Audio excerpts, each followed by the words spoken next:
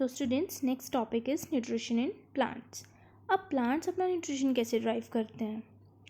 Atmosphere से carbon dioxide को and water molecule जो कि ऑलरेडी प्रेजेंट है within the plant cells, उसको फिक्स किया जाता है in the presence of sunlight and chlorophyll.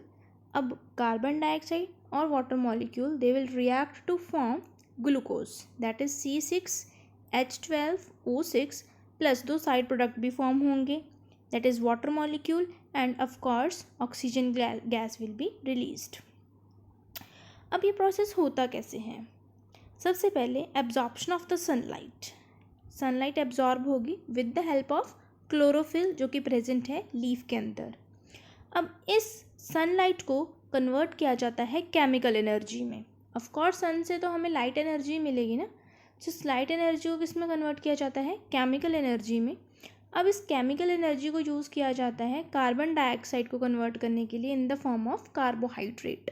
Glucose is the form of carbohydrate only ना, सो कार्बोहाइड्रेट में इसको कन्वर्ट किया जाता है। Look in this way, green plant के ऊपर पे sunlight is falling on and further environment से कार्बन डाइऑक्साइड को लिया जाएगा एंड इसको प्रोसेस किया जाएगा and oxygen will be released, whereas the starch or the sugar molecules will be stored in the leaf, right? So next is opening and closing of stomata.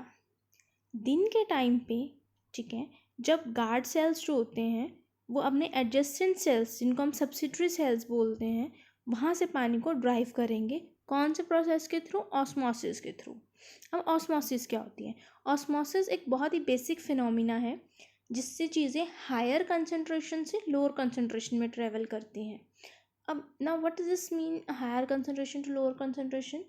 Actually में आप एक छोटा सा एग्जांपल इधर समझिए। कुछ मॉलिक्यूल्स जिनकी presence या फिर जिनकी अमाउंट ज़्यादा है एक पर्टिकुलर रीजन में, वो डिफ्यूज़ हो जाते हैं उस रीजन में जहाँ पर उनकी रिक्वायरमेंट है या फिर जहाँ पर कंसंट्रेशन उनकी लो है।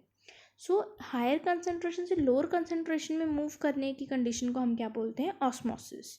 तो सब्सिडरी सेल में पानी की अमाउंट ज़्यादा होती है as compare to your guard cells. यहाँ पे हम डायग्राम में भी देख सकते हैं। Look, so these are the guard cells. इसके साथ के जो एडजेसेंट सेल्स हैं लाइक एपिडर्मल सेल्स, यहाँ पर वाटर की प्रेजेंस काफ़ी ज़्यादा होती है। सो वाटर जो है that get move from the subsidiary cells और epidermal cells towards the guard cell and further क्या होगा? अब पानी अंदर चला गया गार्ड सेल्स के, तो ऑब्वियसली वो टर्जिड हो जाएंगे, स्वेलअप हो जाएंगे, जिसकी वजह से एक पोर जनरेट हो जाने वाला है जिसको हम क्या बोलते हैं? स्टोमेटल पोर, ठीक है।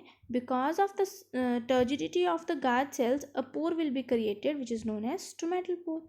Now if the stomata is open, ठीक है, इस कंडीशन में क्या होगा? Exchange of the gases will be possible and photosynthesis will occur, right? Okay, what will happen at the night time? रात के समय पे वाटर मॉलिक्यूल्स जो होती हैं गार्ड सेल्स से मूव करेंगी टुवर्ड्स द सब्सिडरी सेल्स और एपिडर्मल सेल्स। रीज़न बीइंग, अब गार्ड सेल में पानी ज़्यादा है एज कम्पेयर टू उसके एडजेसेंट सेल्स की, तो obviously from the higher concentration to lower concentration चीज़ें मूव करने वाली हैं। तो फिर यहाँ पर गार्ड सेल्स के पास में जो वाटर है that will be shifted to the adjacent cell, जिस वजह से गार्ड सेल्स के अंदर पानी की कमी हो जाएगी and because of that it get shrink और it will be flaccid and no pore will be generated then the pore will be closed. So stomatal closing is this phenomena, right? So next is this was all about your how do plant that follows up the photosynthesis. Our next topic is the nutrition in amoeba.